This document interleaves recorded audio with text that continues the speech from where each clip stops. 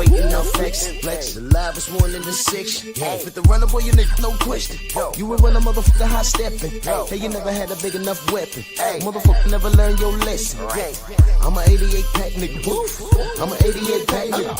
I mean, day walker, drink blood, fangs out, full moon, motherfucker change like a hoe. I'm just a nigga from the hood trying to stack a little cheddar for the money.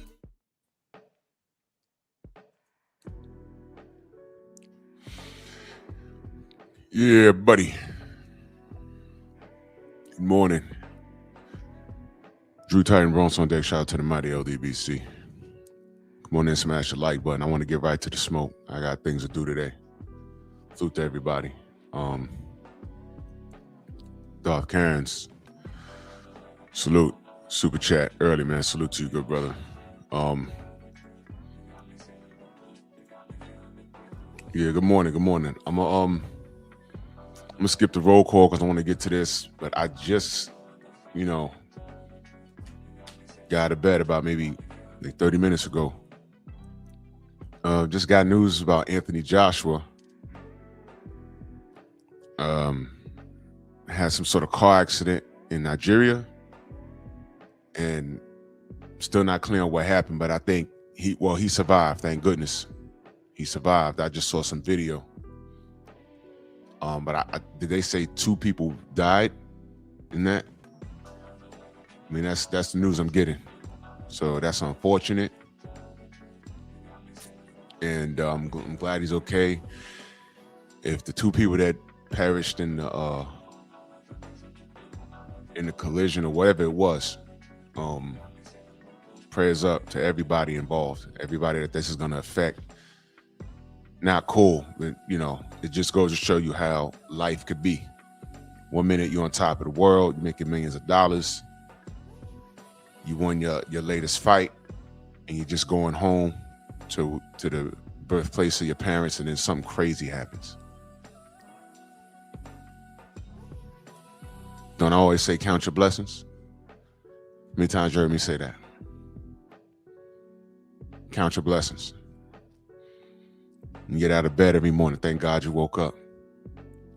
People don't wake up every day. You understand?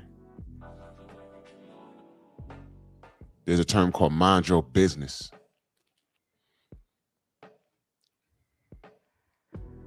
And if you're not doing, I ain't even gonna preach this morning. If you're not doing the Lord's work, man, you ain't no business doing anything else but mind your own. You understand? So, whatever, man. And speaking of minding your business, that actually plays into what I'm talking about this morning. Annoying in the way. Ishi no kubushi. You know what that means? I looked up on Google. It means stone fist. Ishi no kubushi. Stone fist. This isn't new with this kid in the hand wraps and gloves and everything else. This isn't new. We told you this. But let me explain to you what happened when we told you this. The first time I got news about this guy doing some schmuckery with his hand wraps, it was right before he fought Stephen Fulton. I had one fool thinking that I made it up, and I'm like, you're paying attention to me for the news, but if I say something and you find it, you think that there's a discrepancy, you want to challenge it, look it up yourself. I report the news. The news comes out, and I talk about it, and I give my opinion on the news. I give my opinion on the news. All right? Press. Now you see what you just did right there? I'm not talking about who beats who. We're talking about hand wraps. We're talking about cheaters this morning. That's what we're talking about. That right there, that's how you hijack a conversation, if I let you, but you're not doing that. We're talking about hand wraps this morning. We're talking about cheating in boxing this morning. We're talking about how whenever somebody does something crazy and we talk about it, we become the villains. I had a fool, when I spoke about it, I let this nigga up on the panel Swear to God, he said you, Y-E-W, so you know where he's from. You said that Inoue, I-N-E-W-I-E, Inoue was a cheater, Drew. I said that? Yeah, you said that. You can't prove that he's a cheater. I said, wait. I said that he stacks his raps? You said that. I said, no, Cool Boy Steph said that. They had a whole goddamn press conference in Japan about it. There's articles on it, but, you know, he skipped all past that and just was mad at me. You know why I brought that up? You know why I brought that up? I'm going to tell you. Because people are so aggravated at us and these are knuckle draggers. They're aggravated at us, and they worry about what we do and what we say so much that they don't even do their own research themselves. That's why they worried about, if your fighter loses, how you gonna feel? Don't worry about how I feel. I watch boxing. You win some, you lose some. Don't worry about how I feel. I want the fighters to get in the ring, and I want to see who's the best. That's it. Why are you worried about how I feel? Why are you worried about how the LDBC feels? I want a fair fight, and I want the best to fight the best. What is going on? Why are you worried about how I feel? Why are you worried about that?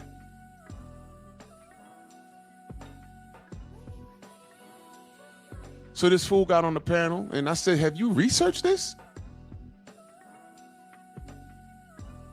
And of course he didn't. He just worried about me, how I feel. What do I say? Do your own research. And if what I do over here aggravates you, Y-E-W, Auntie Jenny, salute, then turn off my program. It's that simple. What are you fighting for? By the way, YN from Hollis, Queens, 4 days left. Not letting that go. Anyway.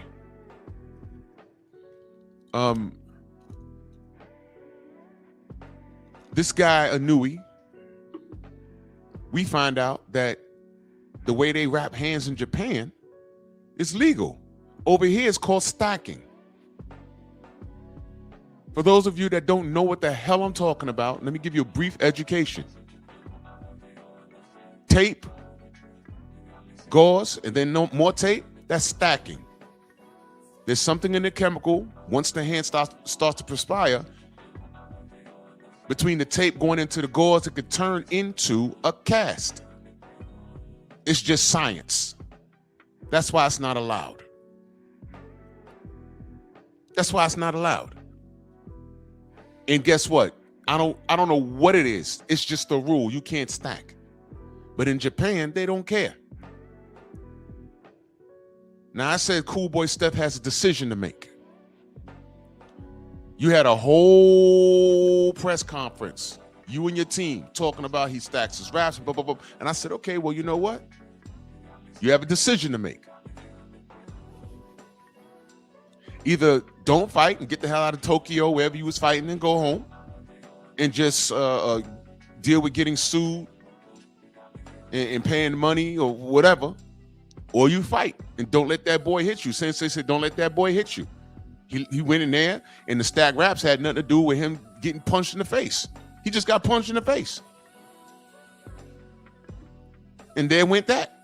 But prior to that, he was fighting on ESPN, and you see them stacking the raps. And I'm watching. I said, ain't that stacking? Did the rules change? And I don't know what it was, but Rach calls me, and she said, did you see that? I said, yeah, that's stacking, right? She said, yep. What is going on here? What is going on? And not to mention this dude, when Nonito went over there, they lost his first pair of gloves, and they tried to make Nonito wear his second pair. Y'all know that? Do y'all know that? So when I tell you about these things, when I tell you, yo, man, I don't mess with this guy. Pound for pound number one, nope, not on my list. Y'all go ahead and y'all go drink the Kool-Aid and buy the hype. Y'all don't even know who the hell he's beating up. Y'all don't even know he fought. Y'all don't know this dude Picasso. Now, magically, there was some crap going on in backstage with his raps. He knew he wasn't supposed to stack the raps. They backstage doing it. They got him right, and magically, this guy Picasso that was supposed to be a knockout victim, what happened? No knockout. Wow. Wow. Freedom's March in that super chat. He says the ish they get away with in Japan is crazy. I will not abide the assertion that if they can get away with it in Japan, then they just cheat when you in Japan. 2 fighters died in the same weekend out there. Yo, Freedom's March, brother, they don't want to talk about things like that. They don't. They don't want to talk about that. When I get on here and have conversations like this, notice trolls don't want to come around. What are you going to do? Come on here and tell me how he's not a cheater and I'm supposed to respect his place in the history of boxing? No.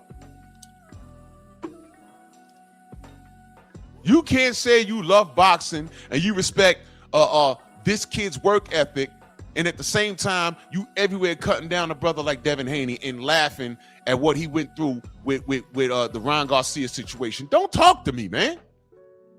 Don't talk to me. You can't tell me you love boxing and you want a fair sport. You don't even care about a fair sport as long as the person getting hurt is someone we root for and support, or the person doing the hurting is someone's bandwagon that you're on. You don't care. How many of these other damn channels that you frequent that tell you what you want to hear? How many lives or videos they put out about the Eddie Reynoso gym? Everybody over there popped, except Andy Ruiz. He got the hell out of there. Everybody popped. Go to your favorite op channel and just put in Eddie Reynoso and see what happens. You'll probably get a 5-minute video, 2 minutes. How many people did a live in depth breaking down everybody? From Canelo to Neary, everybody. And now you got this clown. You got this clown, because I don't fuck with annoying in the way. That's what I call him. Ishi no kubushi, stone fist. He tried to cheat and the commission was right there. They were right there. And they said, yo, he understood. We told him. Let me play this video. You guys are amazing. And you finish with tape. That's it. He understood that one. He explained. He understood. But again, he is using the tape. You can't do that here. You can't do that. You can't do that here. You think they didn't have this meeting months, days before? Weeks before? You think they didn't have? You think you didn't tell them how you rap in Japan? You can't do that here. And they did it. They tried to do it anyway, and magically he didn't get a knockout. You can't do that here. This is according to what the room meeting Only was. translators, they're not You need to understand. check with the He room meeting. understood that. No, de hecho, nada más nos dijeron que era una sola de venda. Y si querían, podían poner nada más una base. Yeah. In the room meeting, they have confirmed this. We talked. You were also there, right? Yeah, you were also there. So we need to do. No, dijeron que solo una y una. So where is it? We'll get back to that. The stacking is an issue. Sensei, good morning, brother. Yo, what's happening, man? This shit. Morning. Combos with Cam, salute. And salute to everybody in the chat, man. I just wanted to get started. Started. You Just cooking, just man. aggravate. I ain't had nothing to say about you. You cooking, man. You rocking. But see what that last point that you made, that this is something that they had gone over. Remember, you don't just show up in Japan, I mean in Saudi, and just do what you do. They've had sit downs, they have committees, they have everything is laid out. So to still try to do something against the rules, remember the guy had to come in there and tell them that they were violating. What I would like to know is, where was Picasso's people? Because somebody's supposed to be in there. Now, maybe it was Picasso's personnel that said, hey, these guys are stacking over here. This is not, we're not accepting this. And then that's what brought the committee person in. Maybe, because see, that we're just looking at the video clip. By the way, that shit is mad what you got up there. Where the hell did he get the damn infinity gauntlet from? What the fuck is that shit? Yeah, I went bonkers. I was trying not to laugh over the mic, but I'm like, look at that shit. But anyway. God dog, man. You and BMTV, man. You two brothers. I hope y'all don't ever fall out, because that shit gonna be, you ain't gonna be able to stop the internet from watching that shit. I'm telling you. Suzuki was the one. Memes, man. Suzuki was the one.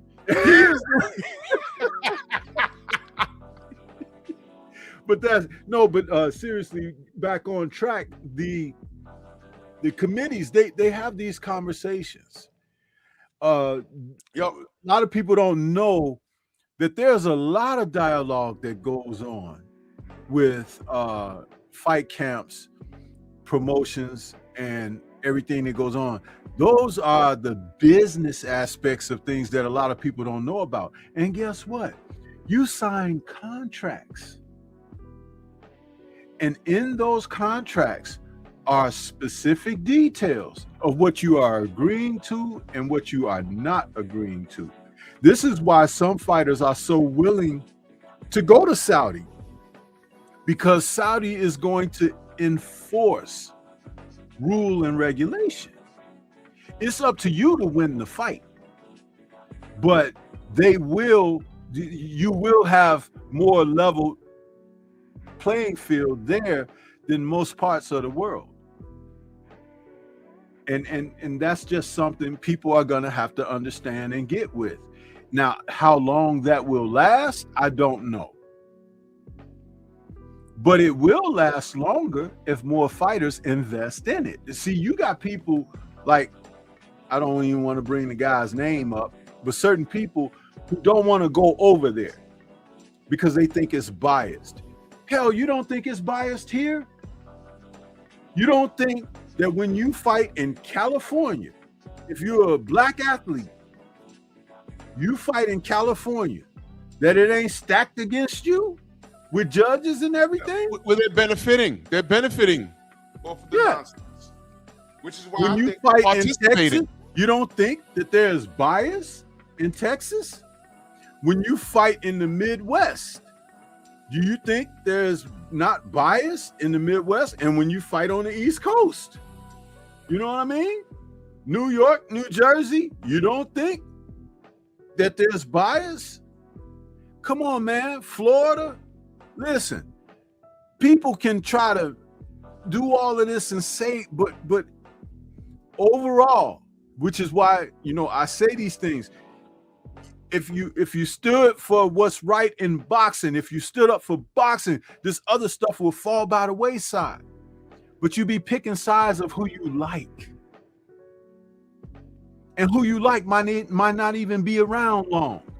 We just got that news this morning that AJ almost wasn't here no more. That's right. So you could be liking AJ today and he might not be here tomorrow. This is what I'm saying. So love the sport. Love what's best for the sport. Stop that picking sides crap, because there's only one side, to be perfectly honest with you. And when you're on the opposite or opposing aspect of that, you're on the wrong side. I'll leave that to you to figure out what that means. And this is why we're having two different conversations. This is why the clowns and buffoons that were in the chat last night, they won't be here this morning talking about the sport because they're incapable. And what do I say about people having to qualify to talk boxing with you. They have to qualify. They have to qualify. And I don't deal with that guy's fan base because you see what it is. You see what it is. We're talking about competition and everything else in a fair sport. And they're talking about, greasy hair and tattoos. That's we're having two different conversations here. I tell y'all the story all the time. Back in the 90s, my dearly departed cousin, I was just saying, hey man, I forgot what year was it? I think it was, let me see, 94, 95. It was probably 97 when Michael Jordan came back and they were on their way to winning the championship. And I said, man, listen, I don't see anybody, taking down the Bulls. I don't see anybody doing it. And here he go, the Bulls is whack. I'm like, no, that's not accurate. I know you don't like them, but here's the reality. They're going to run away with everything because they're just that good. Michael Jordan is just that good. And by the way, sidebar, Stormy, I'm up to 17 disputes. And I've beaten all of them on both channels. 17. Yeah, I woke up to 7 myself, and I that's why I was a couple minutes late getting my premiere going this morning because I disputed them all and they reversed it. They released them all. Yep. Coincidence? Coincidence is not a coincidence. It's not a coincidence. And then people want to pop up on my channel. That's not a coincidence. But I just want to say that out loud. Yeah. To let Miguel and Jerome know that we know, and this is all going into the file. But, yep. And you just keep that what I sent you on file. Oh yeah, that's what I'm doing. Yeah. That's what I've been doing. Yeah. Yep. And I've done the same. So and they've all been released, all of them. So anyway, you're gonna lose. Y'all gonna lose. But anyway, people have to qualify to have a conversation with you. That's why I tell y'all, you keep it short, you keep it sweet. I'm not in 2026. An unfamiliar coming up here to have a conversation about the topic. I meant what I said yesterday. If I don't know you, you got to turn your camera on and do 30 push-ups. If I don't know you. And then once you do that, you can come up here, you have to talk about the topic. All right? We ain't gonna be cussing and screaming at each other. We're gonna talk about the topic. And if you want some knucklehead nonsense, like this dude, James and Mag 7, I'm gonna show you the door, and I'm gonna block you, because I'm not making room for the foolishness. Y'all seen enough of it. I let y'all know what's going on out here. I let y'all know guys like Mag 7 are not qualified. Guys like James are not qualified. If you can't see what's going on, you can see it, you refuse. And then you take it out on the entire LDBC. You are why Malcolm X is dead. You are why the Black Panther Party was rotted from the inside out. You are the house nigga. You're not Uncle Tom. Uncle Tom wasn't the problem. I mean, we fling that Uncle Tom word around a lot. You're not Uncle Tom. You know who the problem was? The problem was Sambo. Did y'all know that? Sambo was the problem. It wasn't Uncle Tom. It was Sambo. Read the story. A lot of y'all just hear things and don't know the history behind it. Uncle Tom wasn't the problem. Sambo was the problem. Why do you think we call people Sambos? Why do you think we call Taco Head a Sambo? Look it up. Read it. Fucking ridiculous. Let me read these super chats. Freedom's March, salute. He says, no one excuse Antonio Plaster and Margarito. Yeah, well, you know what? They tried. When that happened, nobody was online. I wasn't online when that happened, but when I figured out what was going on, I was like, oh my God, hell no. Hell no. But they tried. They tried, but when I figured out what happened, I was so mad because I said, man, they tried to execute him in front of his family. HBO put the video up of his wife and kids crying in slow motion in the front row. And I said, man, you know, this is why you got to leave the family home. This was a boxing classic. And then when he tried, we didn't know anything until he got in the ring. We tried to get in the ring with Shane Mosley. And rest in power, brother Nas, he said when he got to the locker room, Margarito was already hitting pads, warming up. He said, wait a minute. I need to see those hand wraps. And they tried to get him out the room. And he told the commissioner, he said, if I don't see those hand wraps, we're not fighting. And he told the commission to do their job. And guess what else, people? The hand wraps were performed when the commission was in the damn locker room. Did y'all know that? Which means they watched it, which means the commission don't know what they're looking at. This is why you're supposed to have people from your team that know what they're doing, that know what they're doing, that know what they're doing. I'm going to say it one more time. That know what they're doing. When I do that for a reason. Watching the damn raps. So brother Nas said, if I don't see those raps, we ain't doing it. They took the gloves off. They cut the raps off. And Nas said when they took them off, one of them hit the ground and it was a thud. And he was like, what the fuck? Then they tried to pick it up and put it in the bag and hustled out the room. And he told the commission, go get those raps. Something ain't right with the raps. The commission retrieved the raps because the commission wasn't doing their job. You got to go in there and tell the police how to do their job. They retrieved the raps. They rewrapped them. It didn't matter because he didn't touch Shane the whole night. And by the way, I spoke to Shane Mosley and I asked him about that face to face. It wasn't over the phone or nothing. I said, bro, what went down on the night you fought Margarito? He was going through a nasty divorce and his wife called him and said, not only are you going to die in a ring that night, but I'm taking all your money and your belts and everything. He got that phone call on fight night, y'all. I'm telling you, there wasn't a fighter on planet Earth that could beat Shane Mosley that night. Because when he wasn't punching on Margarito in his mind, he was punching on his wife. And he almost killed Antonio that night. So he got knocked out and exposed as a cheater. Because when they did the performed the analysis on the gloves, he had a substance in there that formed a cast. And that came out the week after. And then in my mind, I said, wait a minute, that's why Miguel Cotto's face look all bust up. Oh, man. Don't take my word for it. They kicked him out of America. Well, they didn't deport him, but he couldn't fight in America for like a year. He had to fight in Mexico. And by the way, Antonio Margarito is Mexican. I mean, he's American from birth.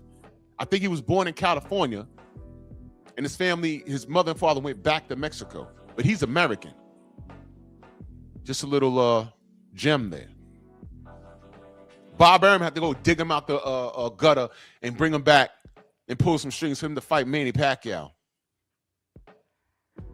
Bust his eye up. And then he fought Miguel in the rematch with clean gloves.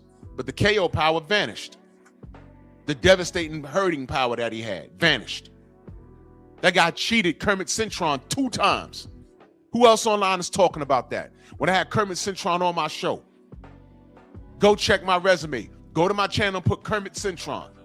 We had him in the Strong House. He said, man, that man cheated me twice. And guess what? Not one time did anybody say, hey, well, Kermit, that's your fault. You should have somebody in your corner going in there. Sometimes people in your corner don't know what to look for. And Kermit Cintron was like a rising star. You know what Antonio Margarito did?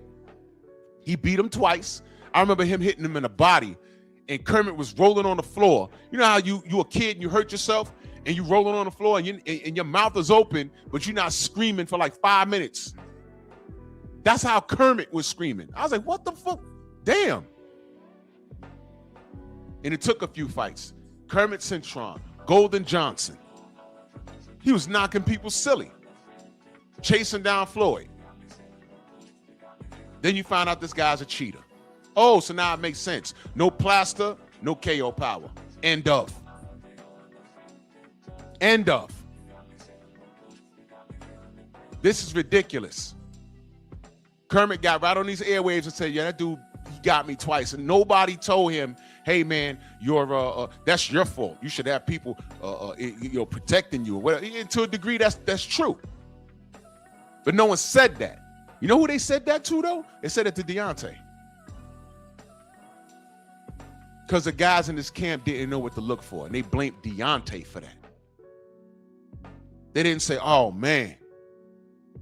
They said, oh, well. They didn't say, oh, man. They said, oh, well. See?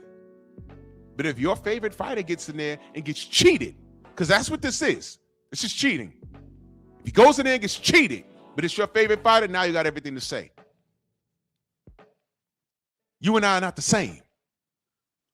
Oh, Drew, if it happened to fight you, if it happened to Mellow Yellow, you would say, no, I would not. I don't want no fighter going in and getting their life played with. I told y'all about Jarrell Miller. I said, man, I don't like AJ as a fighter, but I didn't want to see you go in there and kill him. He had 4 different peds in his system. What was you trying to do, kill him? Y'all are not honest. Y'all are not honest like me.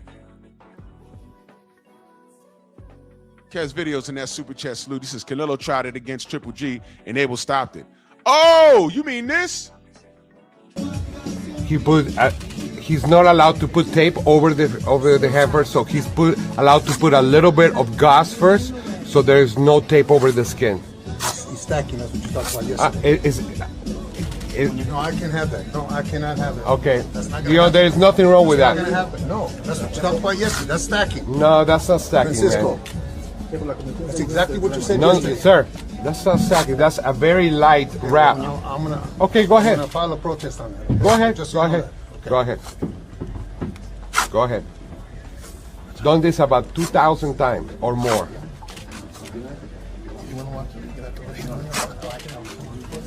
We talked about this yesterday. You even told me that you taught him how to.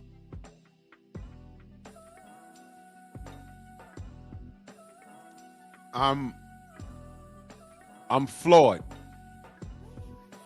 that in this day and age, this is an issue. And you know what I know about Riyadh season?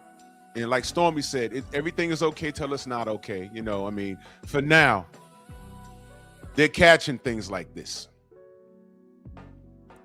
Y'all don't find it strange that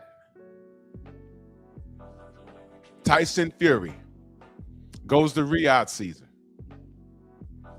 gets knocked on his ass by Francis Ngannou, damn near almost lost that fight. I had him winning, but he almost lost that fight. And then has 2 fights with Alexander Usyk, and he loses. There's no KO power. He's not bouncing around. Xavier, look, salute, brother. He's not bouncing around in the championship rounds like he's 115 pounds. I'm gonna put emphasis on it. There's no KO power. There's no KO power. There's no devastating, bone-crushing KO power. You just didn't see it.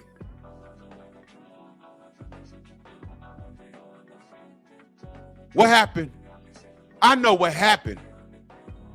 But I know, because I'm pointing it out, and I'm the LDBC, you don't want to pay attention to it. And you got your favorite fighters don't want to, well, your favorite fighter, because everybody went over there to get their money, but your favorite fighter don't want to go over there? Let me put a little salt in the wound. The only time I know Mellow Yellow took any kind of real testing, hashtag VADA, was his last fight. And magically, a guy that came up from 130 pounds stood in front of him, punched him in the face, made him take a knee, and he fought to a draw. And it was VADA testing for that fight. Y'all don't want to play with me. I didn't lie just now. That's a fact. That happened. You calling him a cheater? No, I'm saying it's a possibility. It's very coincidental, just like with annoying in the way. Ishi no kubushi, stone fist. They checked those hand wraps. They made him get right, and he went 12 rounds with a guy that y'all never heard of. He won the fight. But is that a coincidence? I'm telling you, I don't think so. Based off of not this last fight, but I know what they did to Nonito. When they landed, his gloves vanished. Then they tried to make Nonito use his spare gloves. That happened. Stephen Fulton had a whole conference. This dude stacks his raps, man. But he fought anyway. So what I'm telling you is that what y'all notice with this is not new. I'm talking about the fairness of the sport. This is not new.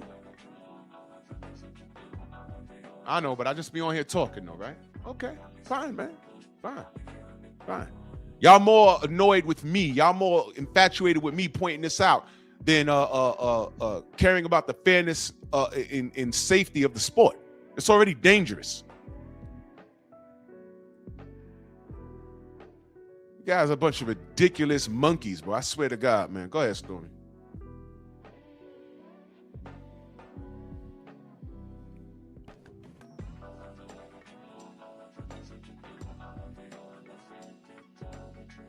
I'm sorry, I was on mute. No, listen. I've been talking about the necessity of athletes who are lesser needing to be included and to compete. This is just another one of the ways that they found a path for them to have competitive success. If you look at those Japanese fighters, how small are they in stature when you line them up against any Western fighters, even the fighters coming out of Mexico? Come on, it's like an Ewok versus a goddamn Wookiee. You know? And when you see that disparaging dynamic of physicality, you notice that, okay, in order for someone to be outstanding, they have to have something a little bit special. Now, if you go back in the sport of boxing to like the 60s or maybe late 50s or something like that, there were guys like Fighting Harada and everything who were like world class because he was really good. He was really special. But there have not been a great deal of those guys in that way because, first of all, it takes a certain type of mentality to be a fighter. Now, the Japanese do pride themselves historically on being warriors, samurai, all of that stuff, ronins and everything. However, we're talking about with weapons being a part of what they do. Now, mastery of weaponry could be something that can elevate someone to a certain level and status. But when you talk about the physicality, being able to do it with your hands, then that chops that down, not even in half. It chops it beneath half of consideration for being a participant. What is the highest weight class you've seen a Japanese fighter fight at? It probably was, if it wasn't 47, it was 54. That dude that fought James Kirkland. So you're not going to see him at light heavyweight. Mm-hmm. Nope, at all. You could possibly see a fat one at middleweight. There was a fat one at cruiserweight, I think, but he was fat as hell. Right. The Bridgerweight, WBC Bridgerweight.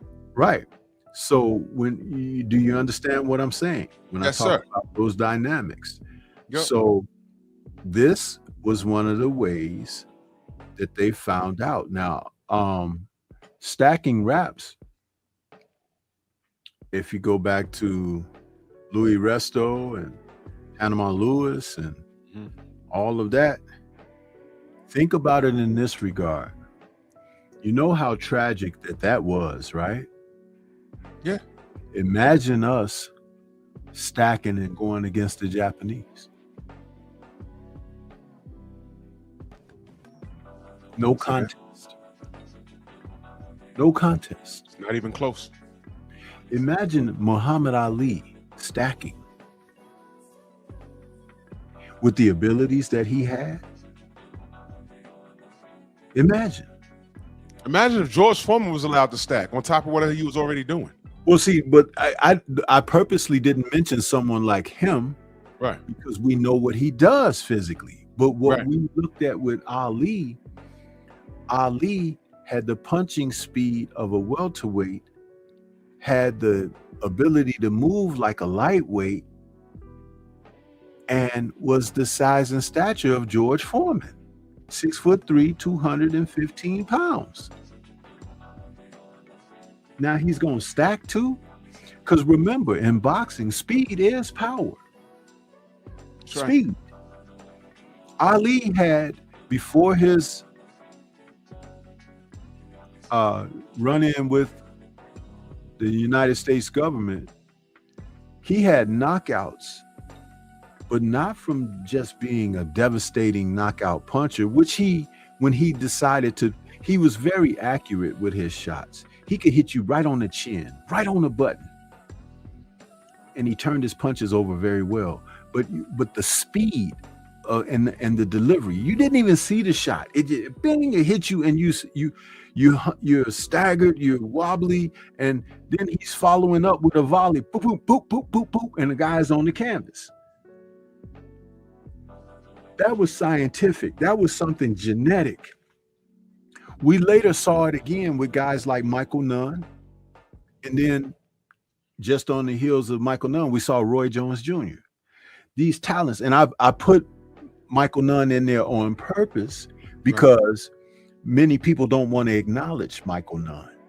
That's right. But Roy Jones Jr. didn't even want to see Michael Nunn in the ring. I said something there that y'all don't know about. Yeah. He didn't want to see Michael Nunn.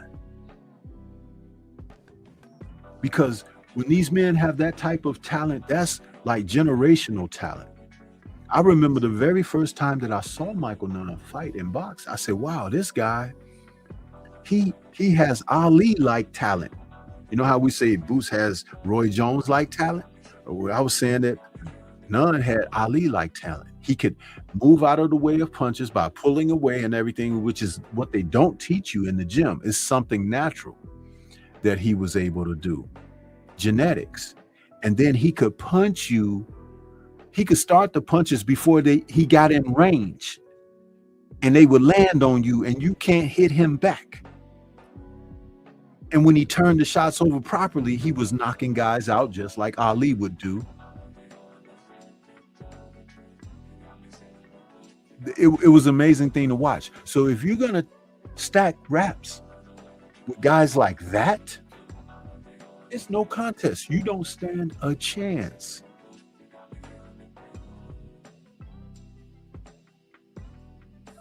Now, Inoue may be a very good fighter, but if you take the advantage away from him, of which he's enjoyed, which is why he fights staunchly out of Japan, if you take that one advantage away from him, it lessens the effectiveness of what he's able to do. He's closer to ordinary or being pretty good. And the worst part of that is he was doing it against his own people. And any other people that would come there to challenge and fight him. But the more that he has been brought out of his comfort zone, you've seen him look a little shaky. Yep. Even just a couple of fights ago, that young man, what was his name? Was it Balderas? Who was that he fought? The guy that had him on the canvas. The Spanish dude, he fought in America. Yeah, had him on the canvas, but got a little excited, you know. But someone that's good, they'll keep his ass on the canvas. That kid Picasso was fighting with a lack of confidence. I don't mean confidence in like, oh, I don't think I could win. No, I'm talking about the confidence of you need to think that you can win. Because the playing field had been leveled for him. Right. Yeah, he took a couple of solid shots and was like, maybe I shouldn't take the risk. Take the risk, brother.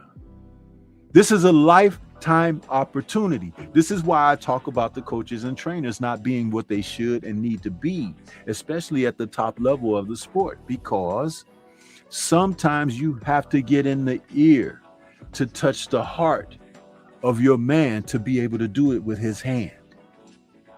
That's right.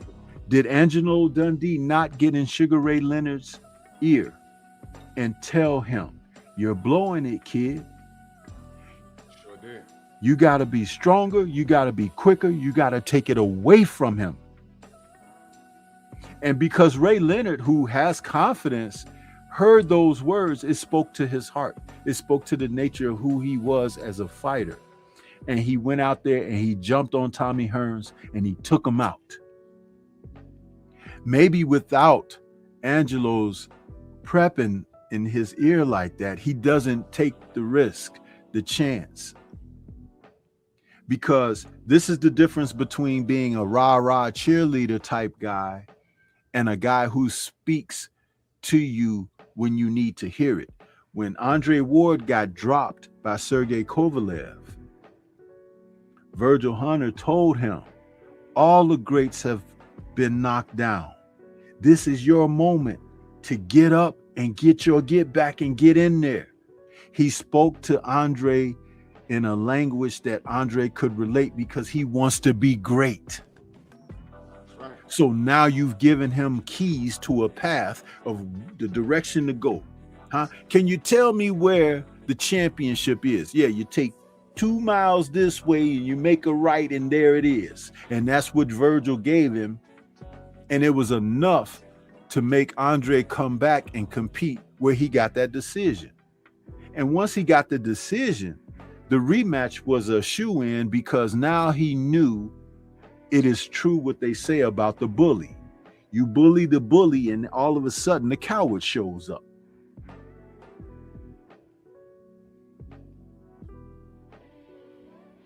Yeah.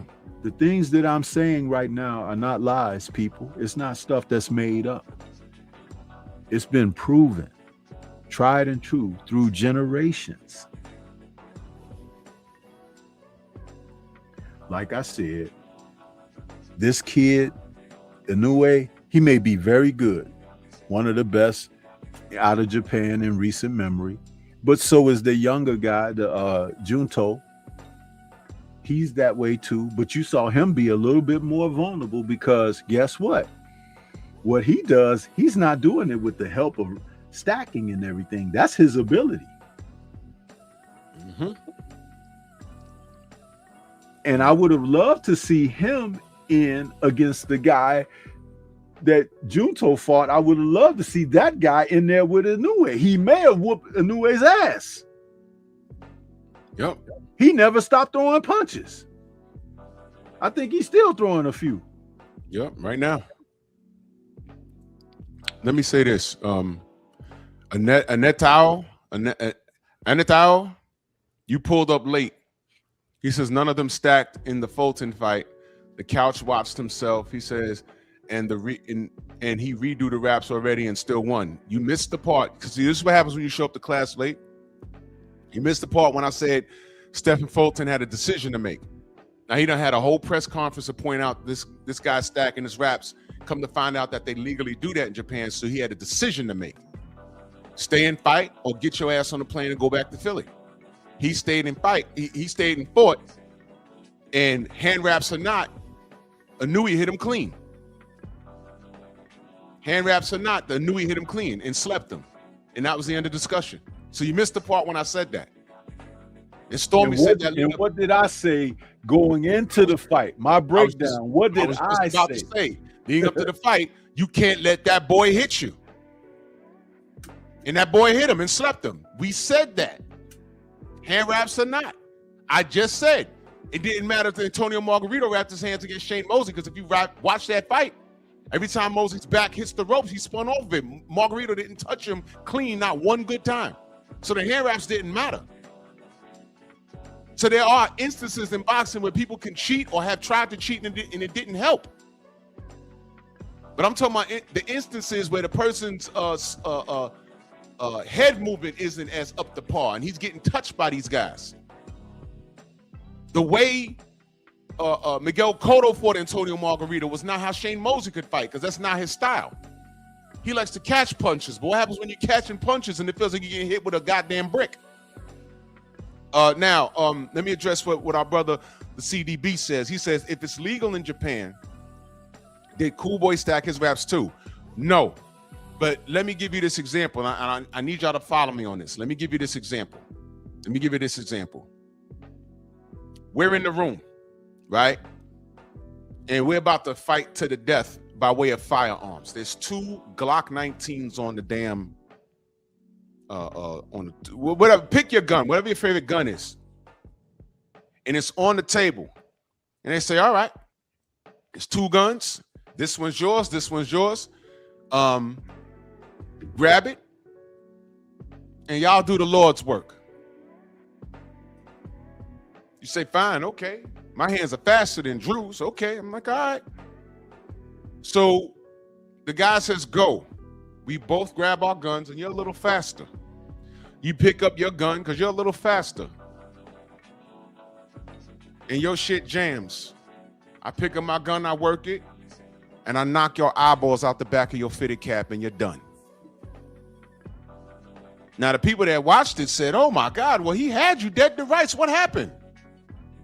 And I said, this dumbass didn't take the safety off. You heard me say, I pick my gun up and I work it, and I knock your shit back.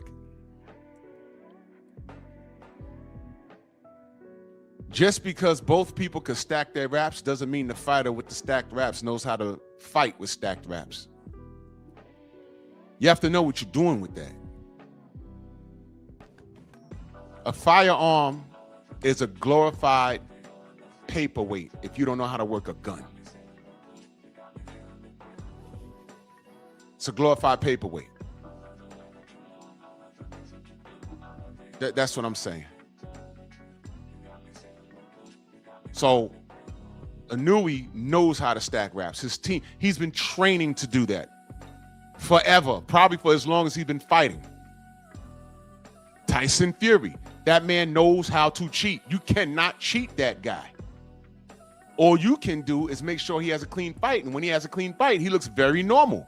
He comes from a family of cheating. He's a gypsy, and I had other gypsies tell me that. And let me say this about Peter Fury, which is Tyson's uncle and his dad's brother.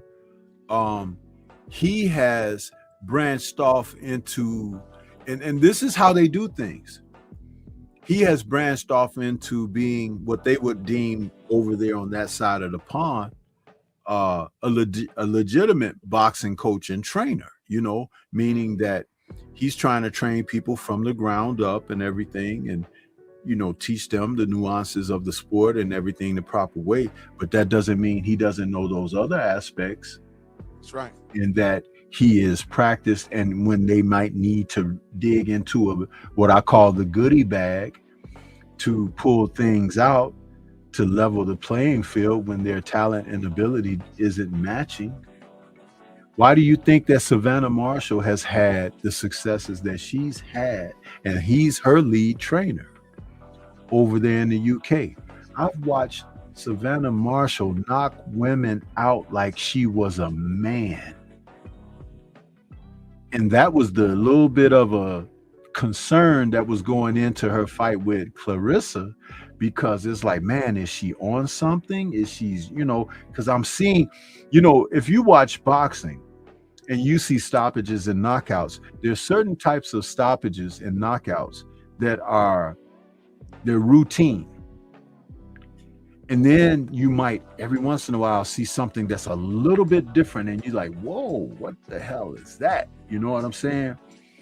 And about 2 fights before she fought Clarissa, she had one of those performances where she hit a woman with a short shot on the inside clean, and it looked like she killed that lady.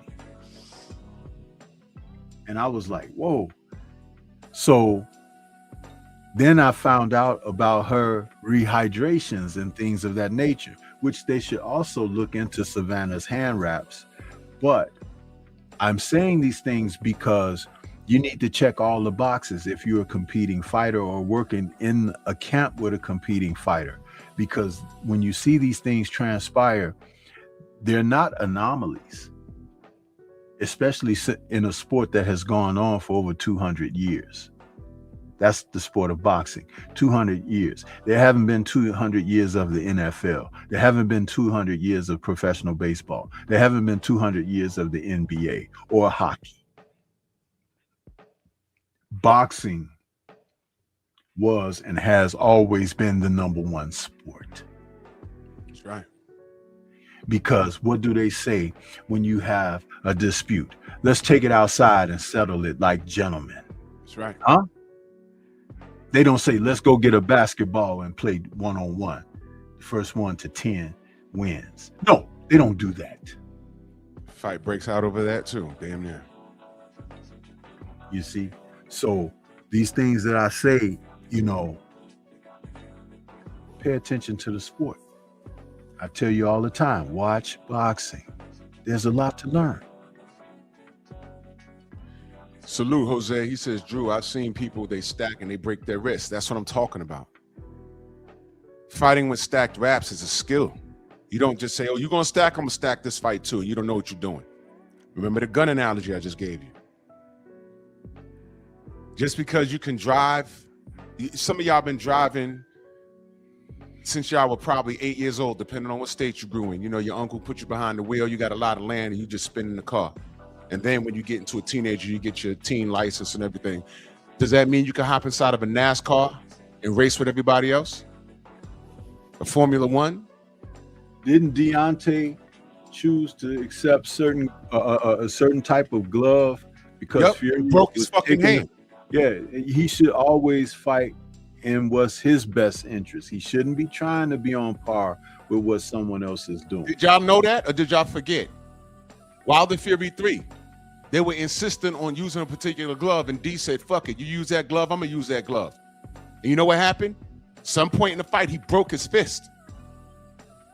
See, y'all don't know. See, y'all don't know there's science behind this shit. Science. I'm gonna give you another example. I knew a couple of dudes that went to the Air Force, right? And they were telling me things, they never saw actual combat, but they were telling me some things that to the naked ear, it sounds crazy. Prez, watch your fucking mouth, man. Don't do that. Don't do that. This is what I'm saying, Prez. See, you appear to be an op, bro. You're doing a lot of funny style shit. You're doing a lot of funny style shit, dude.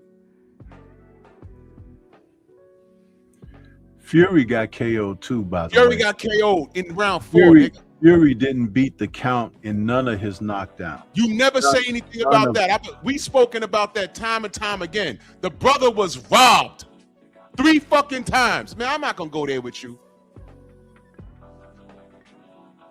I'm not gonna go there with you. But anyway, my boy's in the Air Force. He said, what do you think you do if you in combat and one of your engine goes, you know, and it catches fire?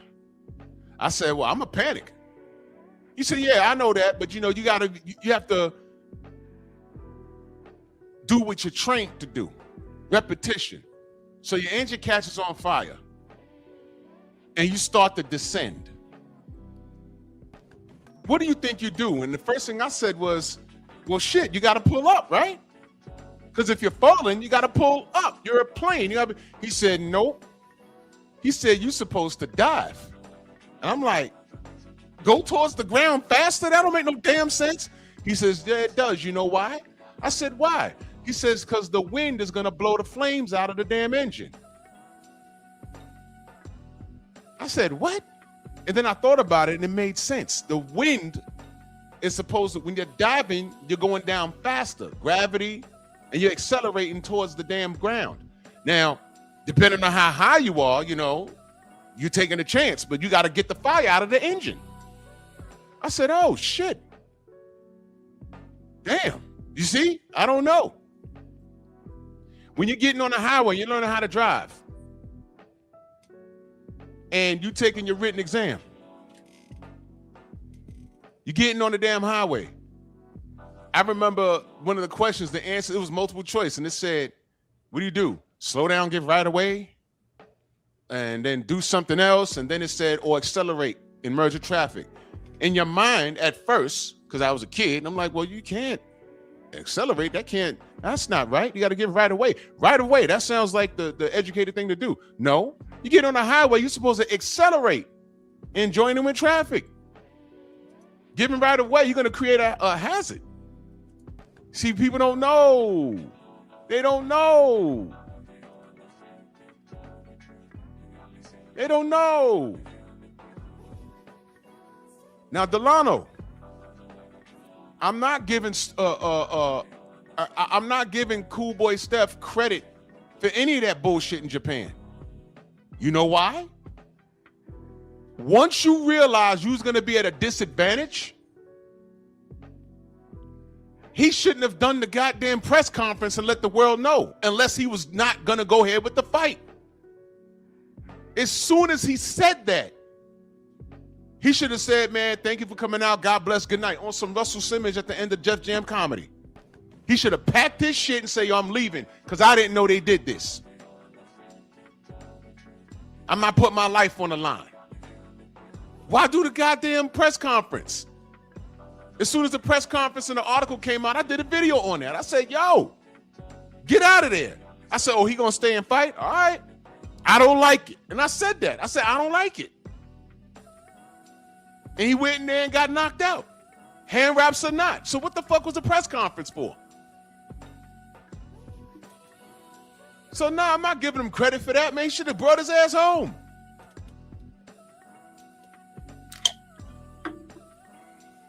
This is motherfucking silly. It's silly. No, what he should have done is follow the lead of what I suggested. Because we're talking about Stephen Fulton, right? Mm-hmm. Okay.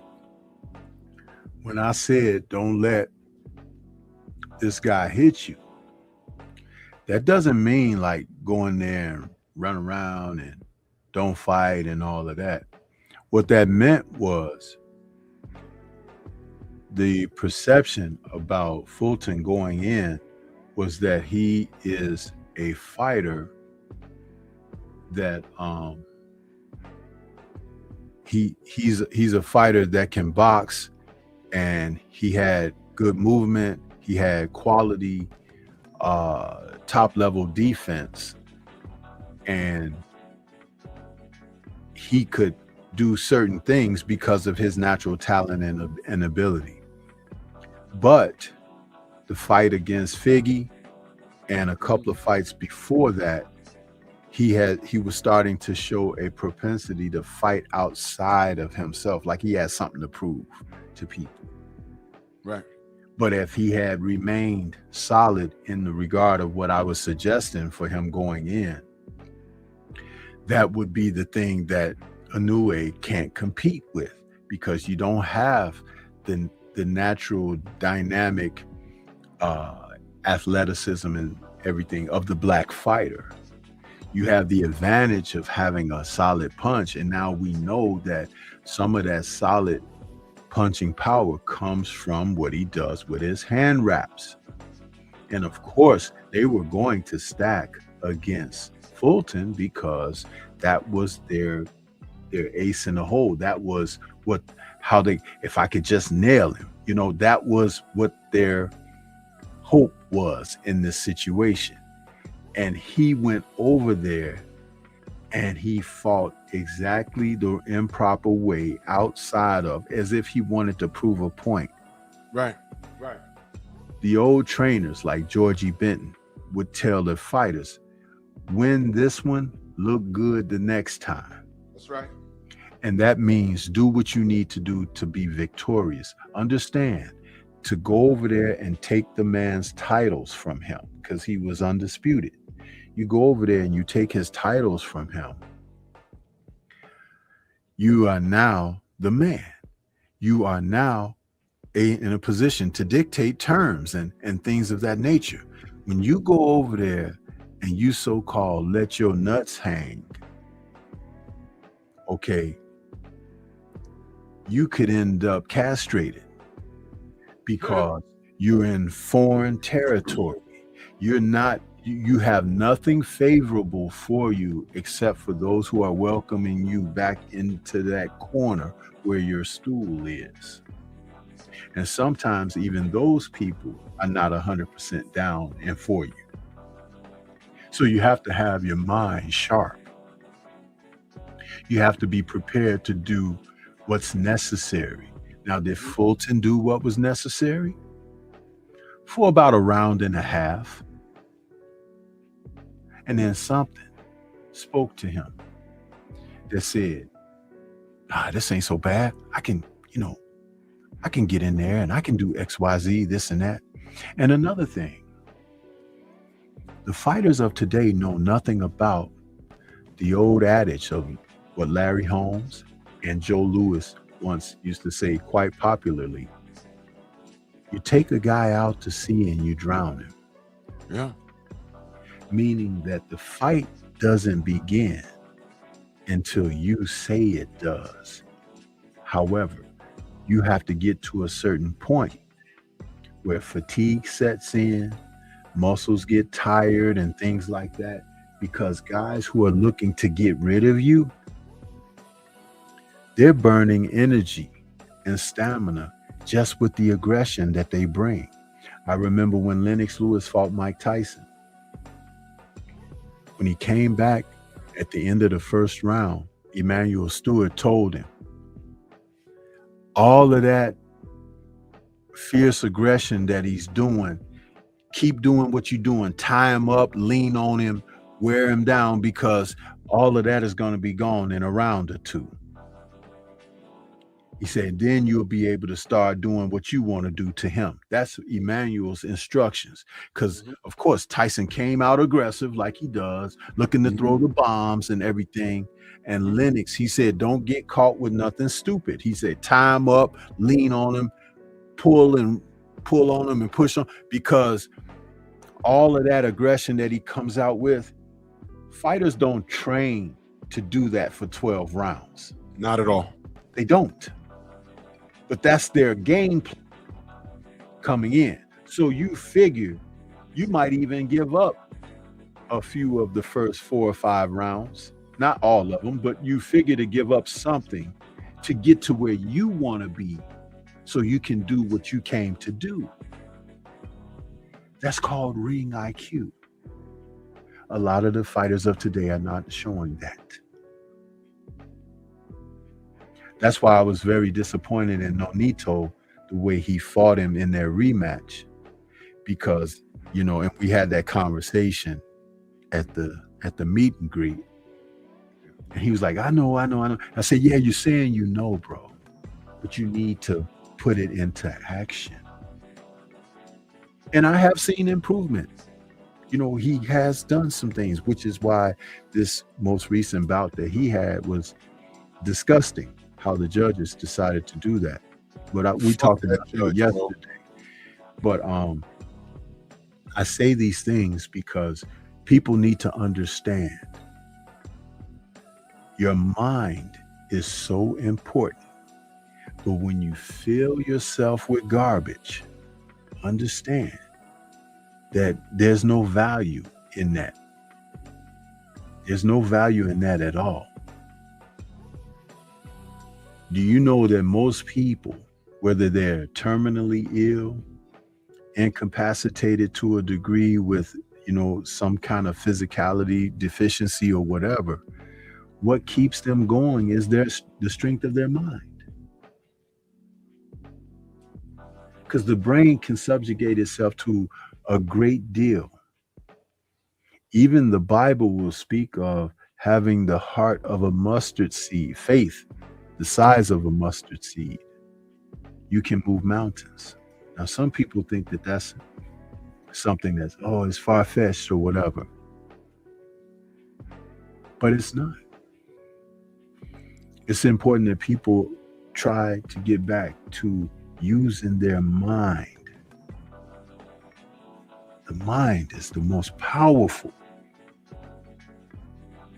weapon that you have. The ability to think.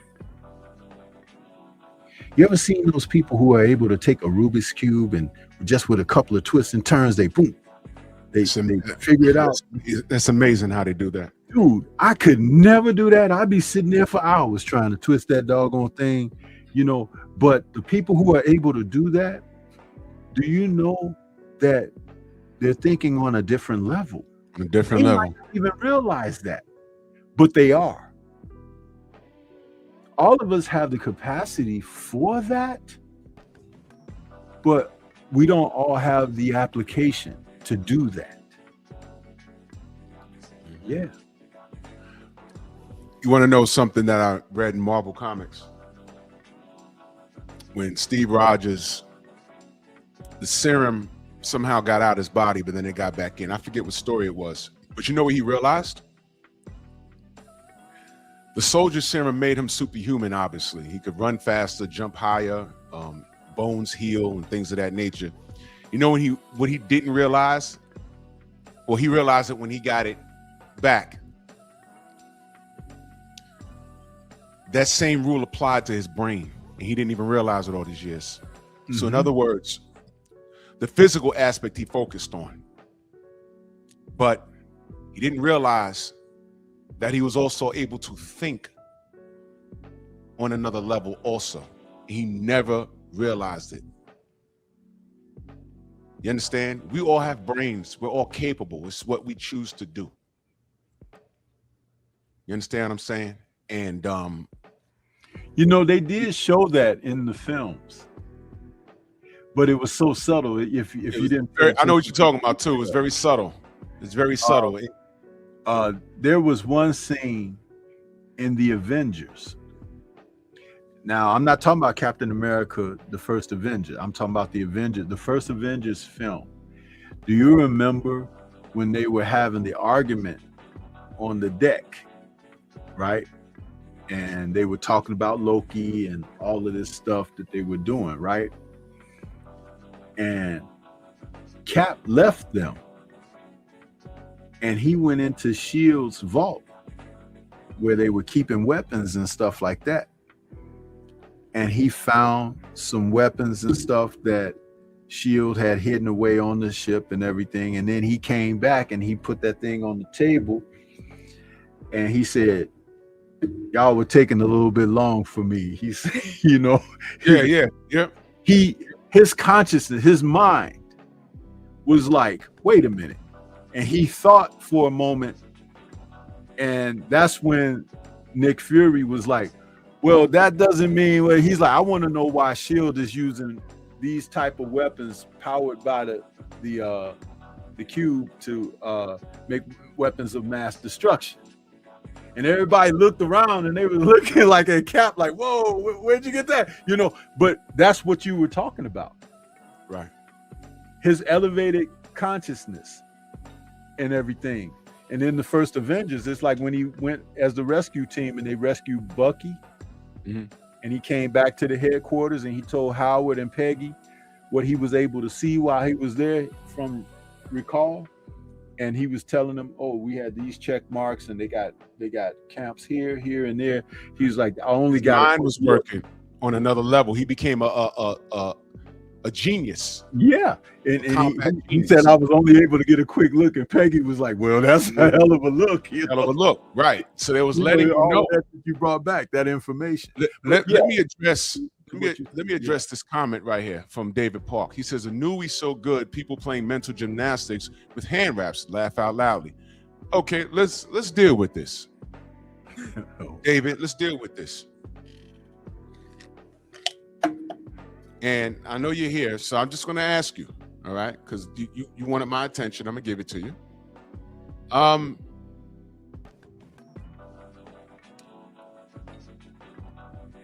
Is hand wrap stacking a safe thing? It's obviously not. It's not safe. But in Japan, they allow it, and they've had fighters die over there. Okay, so let's go with this. In Riyadh, is it against the rules? Yes or no, David? Yes or no, David? I'll give you a minute to respond because you put this in the chat. Now I'm reading it, and I go through this all the time. When it's a reference to a fighter, that y'all support, and everyone's supporting this kid, and I'm telling you, there's some shit with him, and I'm making the case. All right, it's on video. You can't do this here. It's stacking wraps in a majority of places. Is it illegal? Well, I know if he's probably not going to respond, so I'll help him along. It's against the rules, and he tried to do it anyway. It's against the rules, and he tried to do it anyway. Right there. That tells me everything I need to know about his character and his team's character. They don't give a fuck. This is Inoue. He's on top of the world right now. We don't care. The world loves him. We don't care. Sounds familiar? We don't care that Deontay was cheated. He got KO'd. What was the circumstances? Leading up to Wilder Fury 3. What was the circumstances? Wilder Fury 2. What was the circumstances? Wilder Fury 1. It was a bunch of circumstances, but y'all did not care. Because you hated Deontay. So much for the fact you was going to accept the foreigner, the white man, who existed off of white privilege. Y'all didn't care. And then you're going to tell me that you're trying to talk boxing all of a sudden. Well, let's talk some boxing. I'll be right back, bro. Go ahead, brother. Yeah, we all saw AJ. I mentioned that at the top of the show. I'm glad he's okay. I heard his son was in the car, too. And he's okay. I heard 2 people died. I'm glad him and his seed is okay, and prayers up for the people that lost their lives. I said that at the top of the show, y'all. Life is precious. And speaking of life being precious, I talk about the fairness of the sport. And I've been very consistent. I don't like AJ in his boxing career. But I told Big Baby Miller, I asked him, what was you trying to do, man? You had 4 different pads in your system, bro? I wanted you to beat him in a fight, not kill him. I said that to Jarrell's face. That's something you guys will never do if your favorite fighter got caught with his hands in the cookie jar. You would never do that. So stacking is illegal. He tried to do it anyway. Disregard for the rules. What is this sport where we don't have no goddamn rules? What is this sport where people trying to bend and twist and get around the rules? What are we doing? Is it a sport at this point? Is it a sport at this point? Who are you? Who sent you? David, I asked you a question. You're still here. Is annoying in the way that good? Is he that good? Because his raps weren't stacked. And he went 12 with Picasso. His raps weren't stacked. And all of a sudden his pop ain't there. Is that a coincidence?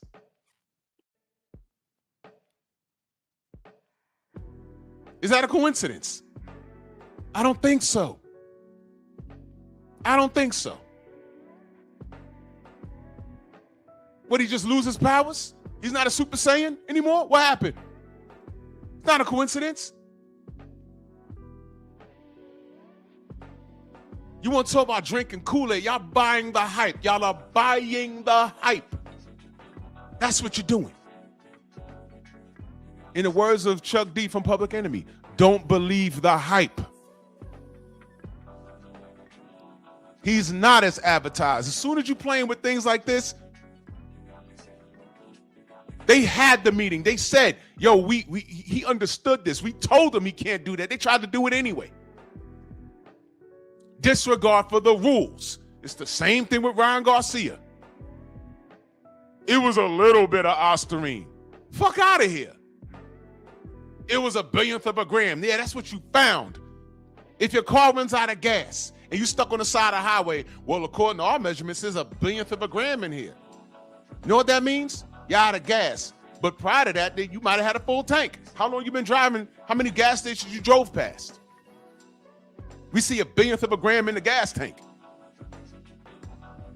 Why are y'all acting like this? There's a ban list. Oh, well, Ostarine, no, I don't know why a boxer would use Ostarine. What the fuck? Have you read what that thing does? It's for athletes, and it's on the ban list for a reason, but stick to the rules. There's rules for a reason. I love it when people come out of state and they drive in New York. You know what they do when they get here, when they haven't driven here? First time they're in New York, you know what they do? They go to the red light and make a right turn. There'll be a cop right there. Pull over. Oh, I'm not from here, man. I'm from Georgia, man. I'm from Dallas, Texas, man. I ain't know you can't make no right turn on red, man. Oh, guess what? You're responsible for knowing the rules and regulations when you drive in this city. License and registration, proof of insurance. Thank you. You can't do that here unless a sign specifies. You can't do that here. There's rules for a reason. Never mind how you feel. There's rules for a reason. You could look at a drug on a banned substance. You be like, yo, why is this here? Don't matter. It's there. What happened to following the goddamn rules? What happened to that? Why are we challenging the rules? These dudes out here breaking the rules. What are rules for? What are they for? Like I said earlier, what if George Foreman stacked his raps? It wouldn't have mattered if Ali was laying on those damn ropes. He'd have felt all those body shots. What happens if Mike Tyson stacked his raps? What happened?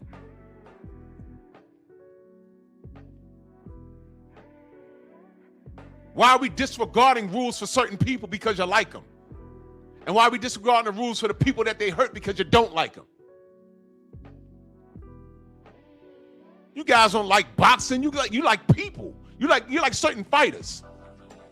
This is why I don't support Inoue. This is why. This is why. Let me ask y'all a question. What if this was Devin versus Norman and this same conversation took place? Devin, it's not tape, Gore's tape. You can't do that. That's stacking. That's stacking. You can't do that. How would my chat look right now? How would my chat look right now? Uh-oh. Prez says Inoue's Inoue the goat man? No, he looks like a fucking goat.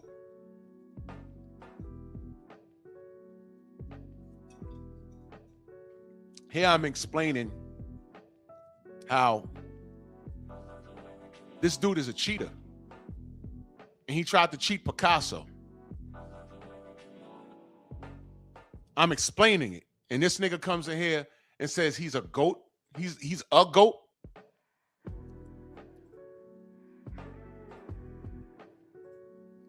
Prez, I'll see you tomorrow, man. Get out of here. Fuck out of here, bro.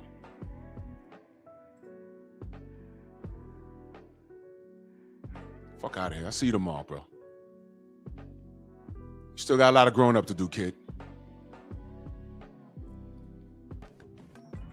What if that was any fighter that I support? What if there's a Bud Errol rematch at 160 2 years from now? Right? And then this same thing happens. Errol, we told you. Gore's tape, Gore's. Not tape, Gore's tape. That's stacking, Errol. We told you. How my chat look? And you know it's man down over here. But how does my chat look now? Think about what I just said. How does my chat look? What happens if this is Wilder Fury 4? Hey, Deontay, we told you. You can't put tape to skin before you put the gauze on there. That's stacking.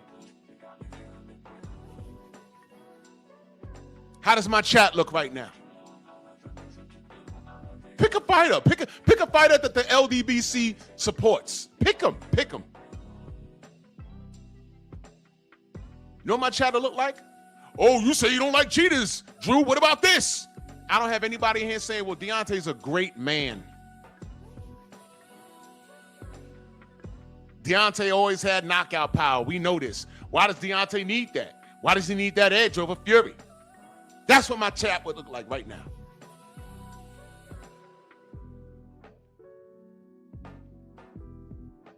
Inoue's legacy is going to be solidified because of you. Because of many of you knuckle draggers out here. And y'all ignore the facts. I crucified Jarrell Miller just like I crucified Canelo with the clenbuterol. As a matter of fact, do I not talk about all cheaters here?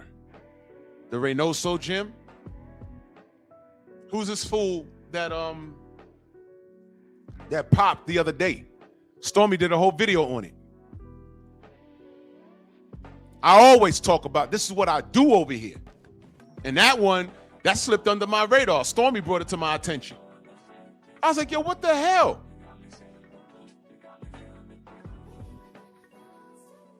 When I bring up things like this, I have motherfuckers telling me that this guy's a GOAT. Based off what? I'm back. Right. He's one of the GOATs based off what? Talk to me about the rules. A lot of you niggas don't even know how to score a goddamn fight. You don't even know how to score a fight. Y'all don't. And again, pick the fighter that we celebrate. Pick the fighter that we support.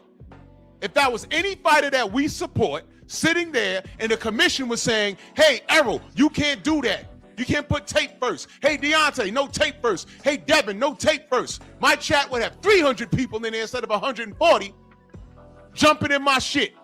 You ain't gonna talk about that? How many times have you done that?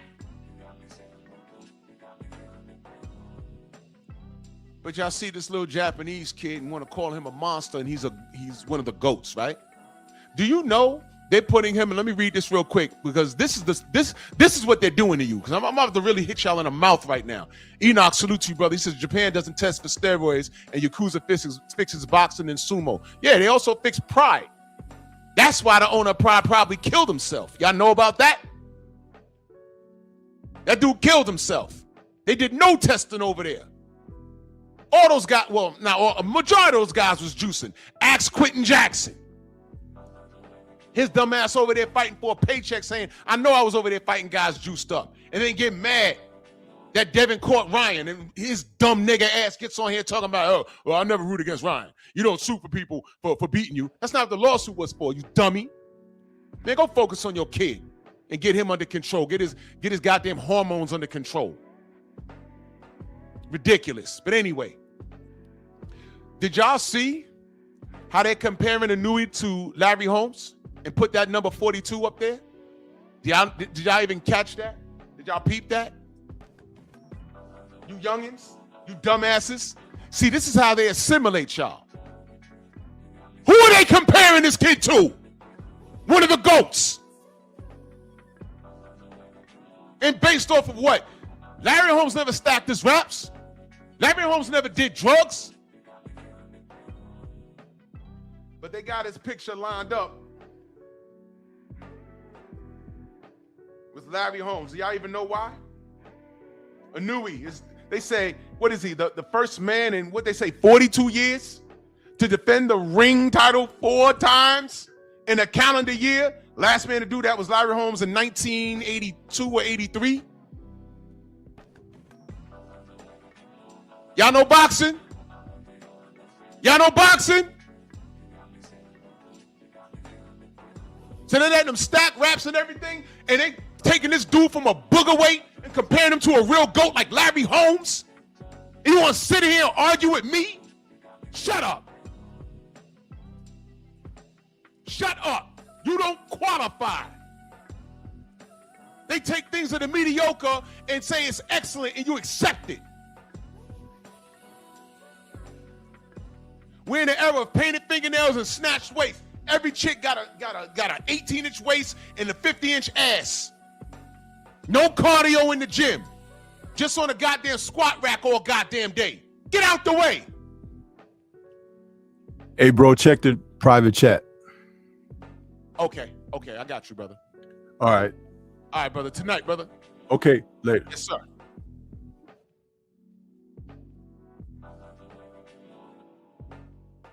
Y'all don't know boxing. Y'all don't know boxing. They couldn't wait to compare this dude to a black American fighter. And they did it against one of our GOATs. Heavyweights. Pound for pound, Inoue would get his shit beaten by Larry Holmes. Larry Holmes from 83, get out of here. Especially with no motherfucking hand wraps. No concrete hand wraps. You guys gotta be kidding me. They couldn't wait to do that. They couldn't wait. Look it up. Look up what I just said. They couldn't wait to do that. Oh, he done broke a nigga record. Let's talk about it. Then the hand wraps get exposed and we're told to ignore it. This kid, he couldn't qualify to suck Larry's cock. If Larry was even like that. With your arched eyebrows. Shut up, man. This is why I don't support. He don't need my support. This is why I didn't bother with Lomachenko. I said, yeah, man, he could fight or not. He could fight, but I'm not going to support him like that. Why, Drew? Why are you hating? I ain't hating. I just know what they're trying to do with him. First pro fight, we were told that nothing like this was seen since Sugar Ray Leonard and Muhammad Ali. And I said he had one fucking pro fight. And then he fucked around and lost his second one and never ran it back. Remember that? Get it back in blood. Remember that? Remember that? Oh, I'm sorry. That wasn't invented yet. Never ran it back. And he got title shot after title shot after title shot. I said, see? He don't need my support. He's white. He don't need it. You're good. Whatever happens with him happens. And what happens? He got exposed. He got exposed. And he never ran it back. Get it back in blood, right? Nobody told him to go fight Orlando Salido again. His team ain't even want him in there. That style's all wrong for him.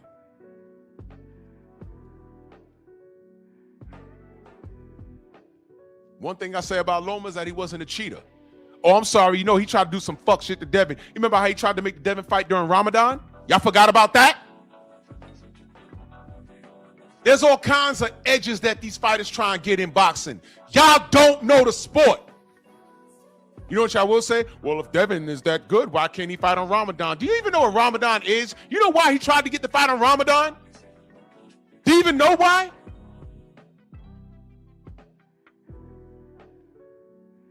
Well, Hakeem Olajuwon's Muslim and he played in the NBA during Ramadan. They limited his minutes. You can't eat or drink until the sun go down. Of course he wanted to fight Devin on Ramadan. Y'all forgot about that. Oh, I'm sorry, you hate Devin. You don't give a fuck about that. That's what it is.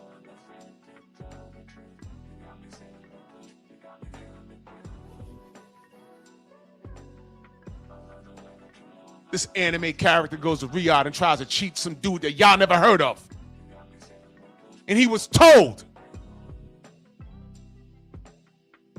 And he tried to do it anyway.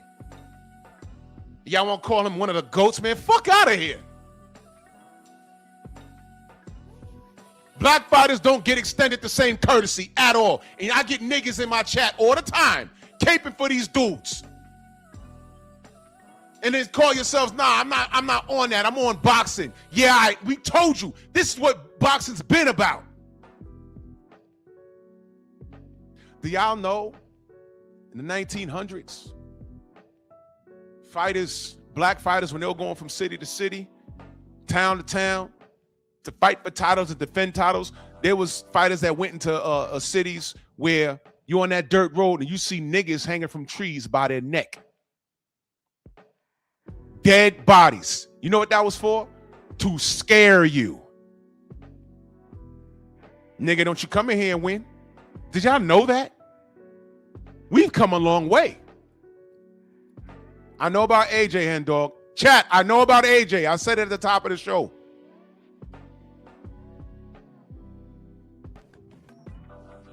Speaking of AJ, since y'all want to bring him up, why do you think I got so mad at him when he stood in the ring and told Deontay, if you don't concede to our demands, we'll freeze you out? I said, does he even know what that means, to freeze out another fighter? Boxing's supposed to be a fraternity.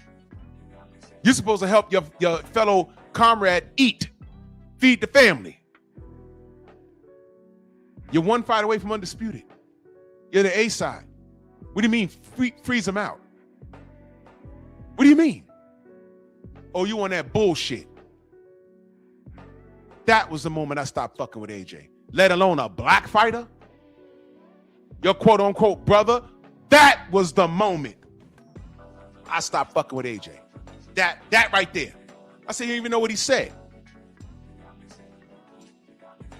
How fast did the Usyk fight get made? Right now, he's talking about fighting Fury.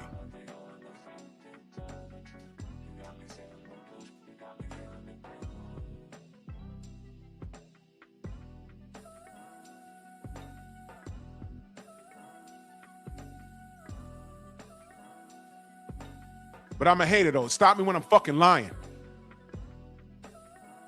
I care about the safety of all fighters. And let me be absolutely clear. I'm black first. That don't mean I hate everything else. I'm black first.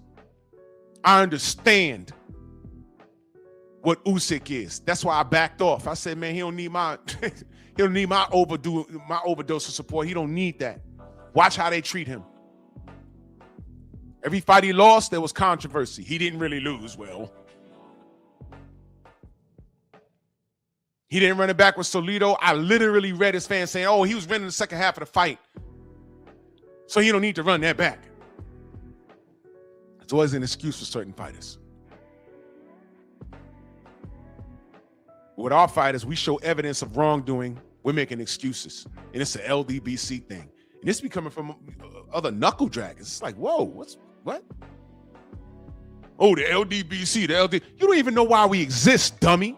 What did I just say about black fighters seeing hanging black bodies going into town and you got to fucking defend your title or fight for a title? You in a racist ass town? And fast forward to what they did to brother Deontay. Then I got this nigga from across the pond talking about I'm gonna freeze you out. All we got is us. Can y'all talk to me about the Black Murderers Row? Mellow Yellow fans? The channels you frequent, do they talk about things like this, the history of the sport? No, y'all don't. Y'all so concerned about being anti what we are, which tells me everything I need to know about you. That's why I don't let no Mellow Yellow fan get on my panel and question my blackness. You don't qualify, nigga.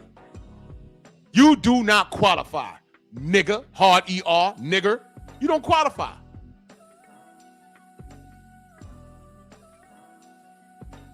Stupid ass. Nigger. You don't reserve the right to say anything to me. If you ain't got no smoke for this right here, and they already did it, there's a meme right now with him next to Larry Holmes with a stat that y'all don't even know about that stat. Defend the lineal championship 4 times in a year, hasn't been done since 1983. Larry Holmes was the last person to do it. They took that little stat that y'all wasn't even paying attention to and gave it to this little Japanese dude with faulty hand wraps. Right in your face. And y'all won't tell me he's one of the GOATs. Get the fuck out of here. They love niggas like you. Because y'all not going to check this shit.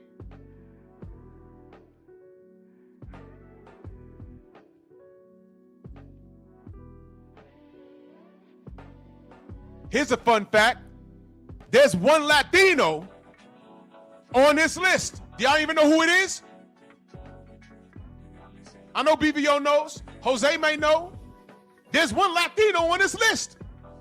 He was black, but he was Boricua. Who? Let me see who knows. Who's the black Latino on this list?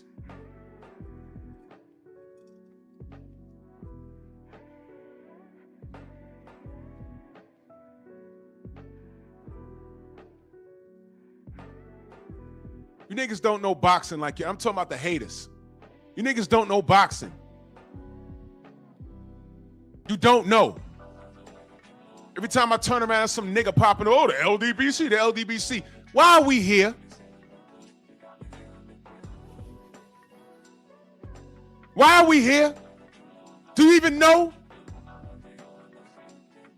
You just started your YouTube channel like a year ago. You didn't want to be in this space 10, 12 years ago. You wanted no smoke with this. The YTBC was fucked up. That wasn't even boxing. That was full-blown clan rallies. Full-blown clan rallies.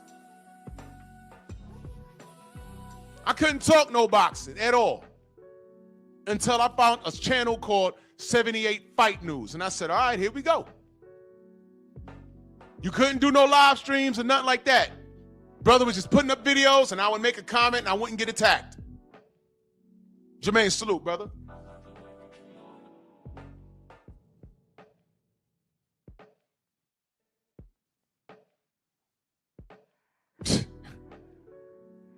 Thank you, BVO. The only Latino on this list was Coco Kid. He was black, but he was Puerto Rican. He was Puerto Rican. He was black. Subriel Matias looking guy. But all those guys had to fight each other because it was frozen out of opportunities. And it was wrong. And we had no goddamn outlet. We had no voice back then. So when we get on social media, we are the voice.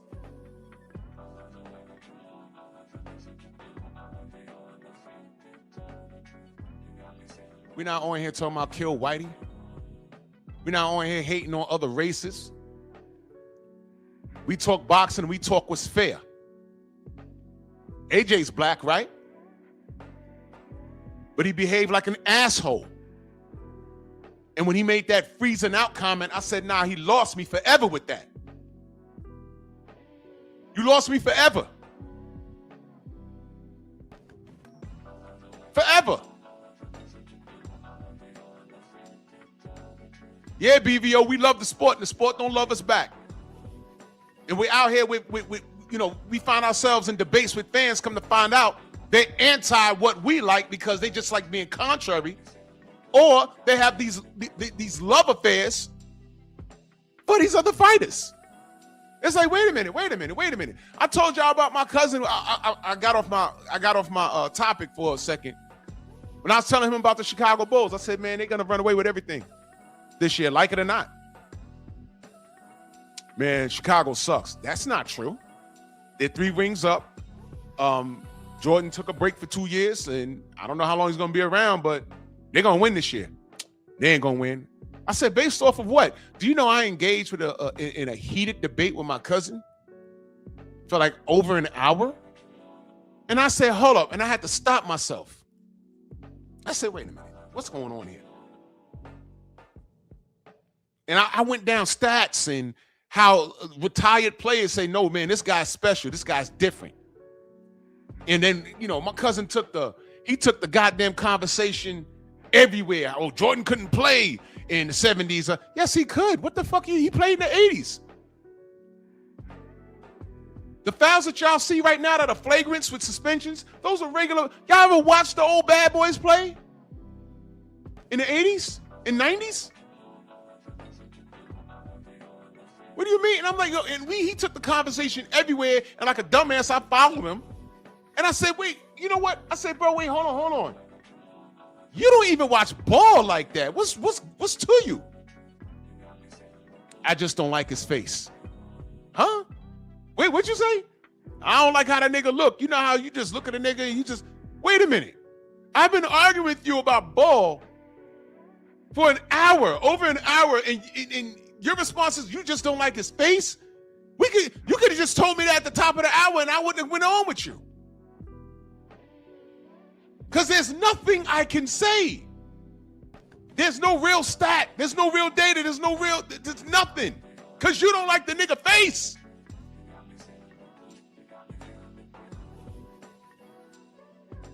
Some of you niggas don't even like your own face. I hate my black skin. I hate my wide nose. I hate the back of Forrest Whitaker's neck. Looking ass niggas. You will root for everything that's not black just to prove to whoever that you're not on that. I think Lomachenko really beat Devin Haney and again because, man, shut up. Shut up. Shut your mouth. I used to say these dudes ought to be ashamed of themselves, but there's no shame. There is no shame. None.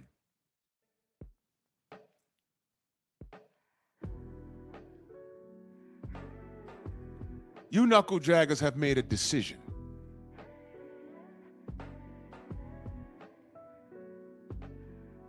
Y'all have made a decision. When it comes down to it, I don't trust you dudes. And y'all will say, hey man, I don't care. Yeah, okay. You don't care until you do. Because all of you will get your Negro wake-up call. Every last one of you. I was just watching something, one of these racist groups had some sort of rally. And these niggas, fresh and fit, showed up. And some other nigga with a cowboy hat. And they got to the place, and I heard that they were on the invite list. They got there, and they got escorted out the building. You dumb niggas, you had Nick Fuentes on your show, and you let him say the N-bomb. You let him do that? And y'all laughed about it? And y'all want to buddy up with those people? And you got to that event, and they escorted you out the building. It's on video. I just watched it last night. I said, look at this. Yeah, Myron is not black. You know what? He's worse. You know what? He's like of African descent. In the pictures I've seen of him in college, he's cuddled up with all these white boys. Y'all listen to clowns like that? Y'all listen to dudes like that? The lines in the sand have been drawn. Once you show me who you are, I'm not going to give you an opportunity to physically show me who you are. I'm done. And if you was cool with me and you show me who you are, you made a choice. I'm cool. We're no longer speaking. Stay away from me. Just stay away from me. I listen to these panels. It's some revealing shit.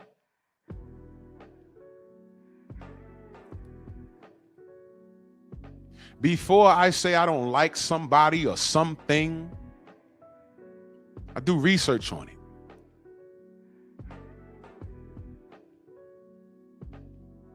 I do research on it.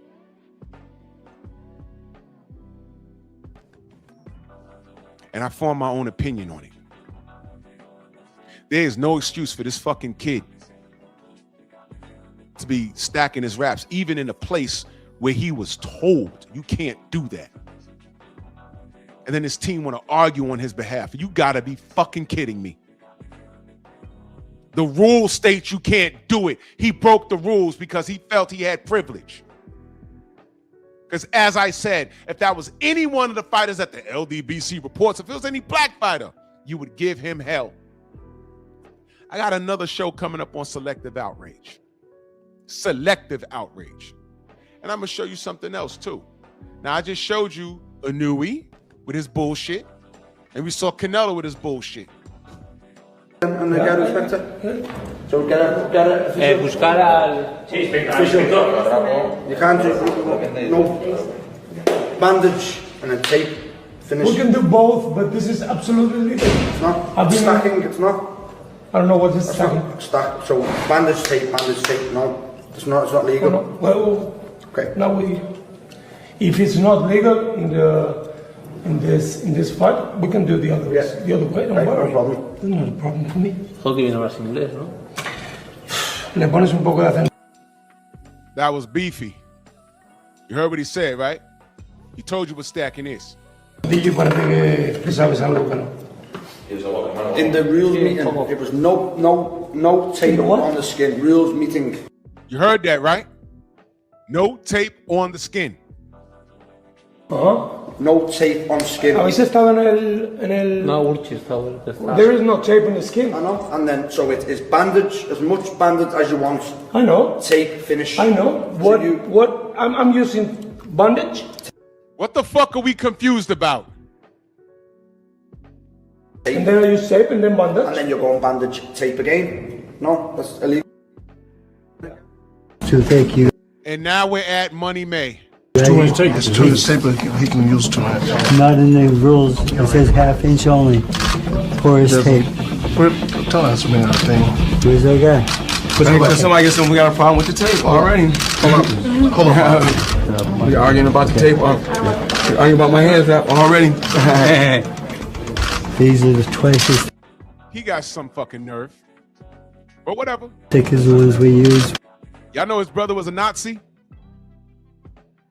Yeah, fun fact. We're allowed to go around. His brother was a neo-Nazi. When you see the Freddie Roach documentary that they had on HBO, his brother was laying in a deathbed. Look at his tattoos. He had the Nazi thunder strikes there. And I know I saw that shit. I said, yo, the fuck? We just, they didn't even blur it out. Nice. Y'all can use the ones y'all want to use. Right? It's a fire. Everything, the chain, the guard. Yeah, don't talk to me. Don't talk to me. Don't talk to me. All I want is a fair fucking sport. And I get this bullshit. And if y'all follow Ring Magazine on your social media, go to your Instagram. They have a poster of him there standing next to that, well, you know, a meme with him and Larry Holmes, and they released a fact. All they want to do is compare these dudes to our black fighters. This guy's over there beating up people in booger weights with stack wraps.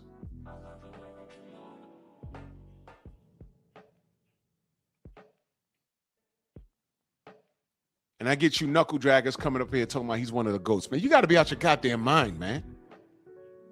You don't recognize what the fuck's going on, man. And they thrive on that. Listen, let me break you YNs down. Your mother is a product of a CIA grand scheme. They took your daddy out the house. Your mama chose Uncle Sam as zaddy over your daddy. And they told her that black men ain't shit. We don't make no money. We're brokies. We don't have jobs. They started doing that in 65, around 65.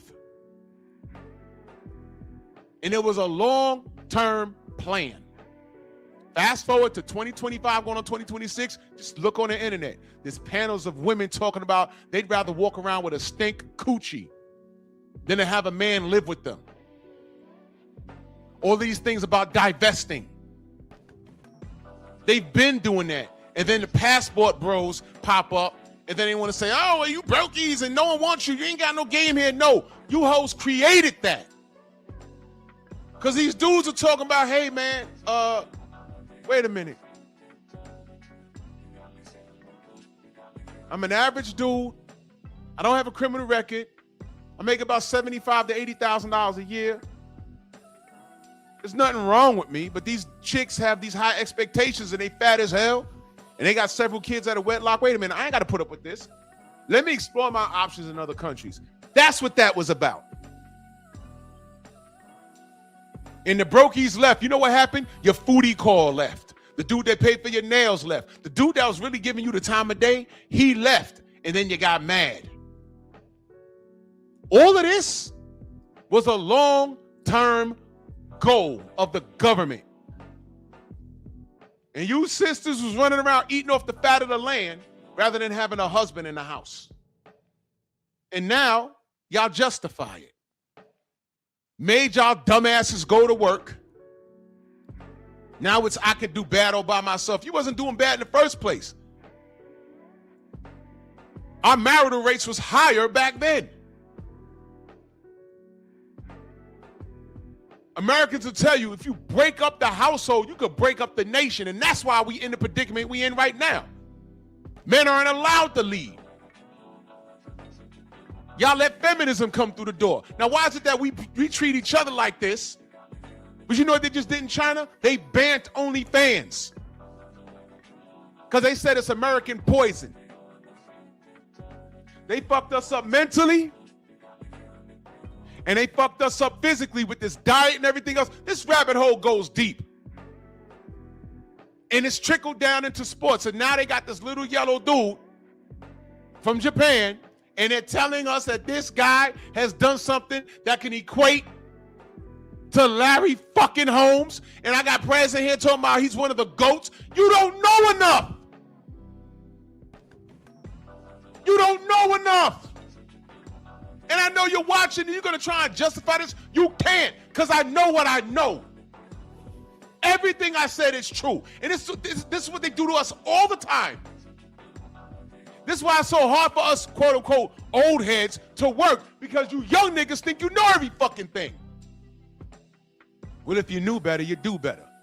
Because I don't understand how a YN could be working a serious job, making about $30,000 a year, but he owns a pair of $1,500 pair of jeans. Don't tell me what your priorities are. Show me where you spend your money, and I'll tell you where they are. Nothing makes sense. And when I point out the discrepancies, I'm a hater. But you know what? I'll be that. I'll be that. Main bike in that super chat. He says Freddie Rose called Alex Ariza a Jew bastard. You remember when they're about to fight what's his name? Oh shit.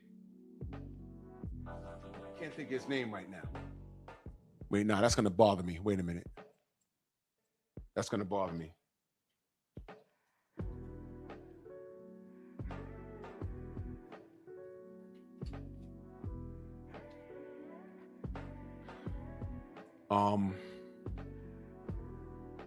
Come on, man. Damn.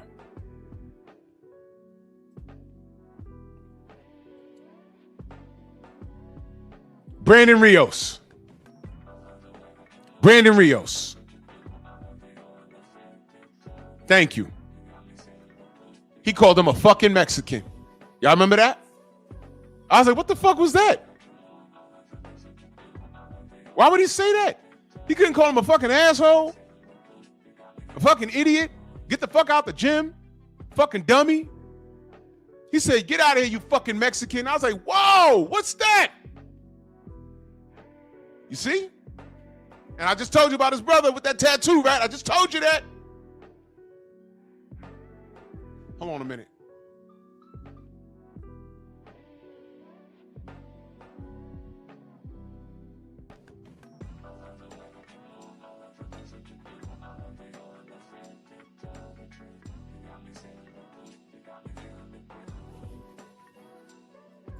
Man, y'all don't know enough.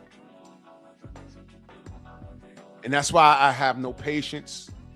If your mama ain't raised you and you're not accepting any counsel from someone that does know, then fine, you ain't got to listen to me, but you also ain't got to be here. Because everything I said about every fighter, I'm not lying. Like I said, when I opened up the panel like a year and a half ago, after the Stephen Fulton shit, I had that dumb nigga from Baltimore come up on my panel. It's always Baltimore. What the fuck? The fuck is going on? Buckle up. You said that Inoue stacks his gloves, and you said, I said it? Yeah, you, as it means, as to say I'm lying. I said, I made it up. I said, hold on, I made it up? Yeah, you made it up. I said, okay, I made it up.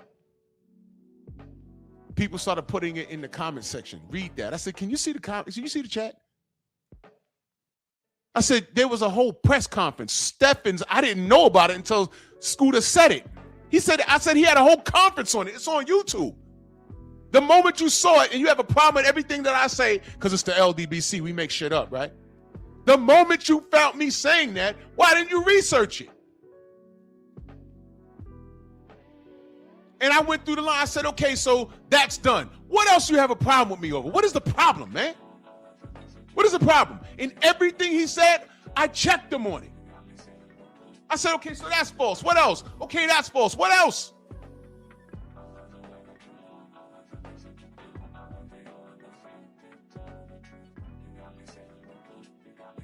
Look, I understand these niggas just want to talk. But I'm not a counselor, man. Get out my face. Leave me alone. Leave me alone. I'm not raising y'all in 2026, man. I'm saying what I say. If you want to stand on yours, stand on yours. I'm not arguing with you niggas no more. They got this kid's picture next to Larry Holmes' picture now. Because y'all are asleep at the wheel. They've trained you. Y'all have been thoroughly trained. Like the monkeys you are.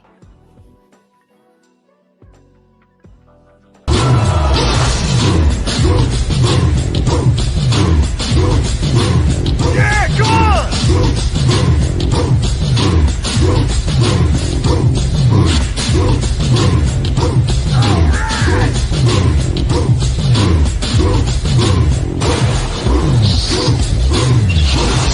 Yeah, man, come on!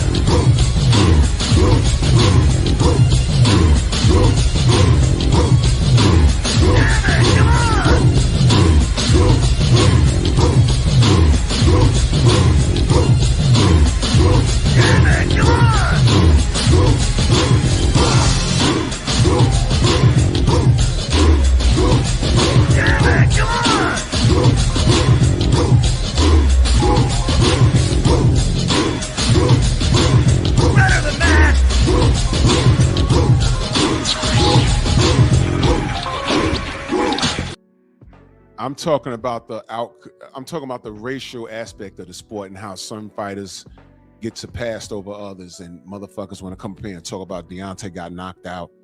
They want to come in here and talk about Cool Boy Steph and the outcome of that. That's not what I'm talking about. Pay attention.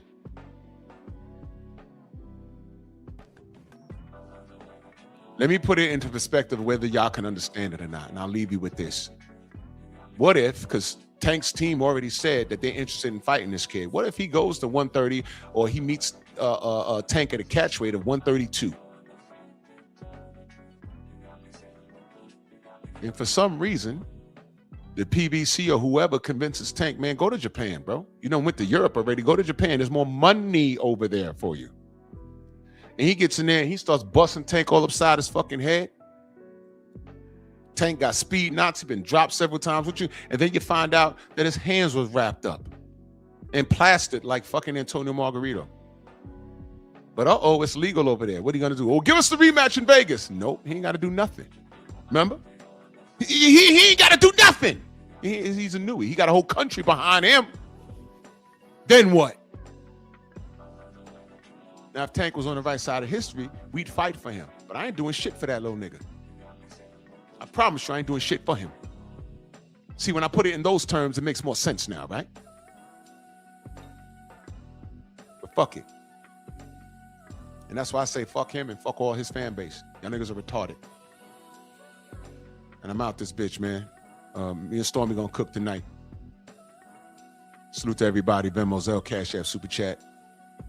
And I'm not an annoying in the way fan. Y'all want to buff his nuts. Ichiban. Move! Why are you gay? Who says I'm gay? You are gay.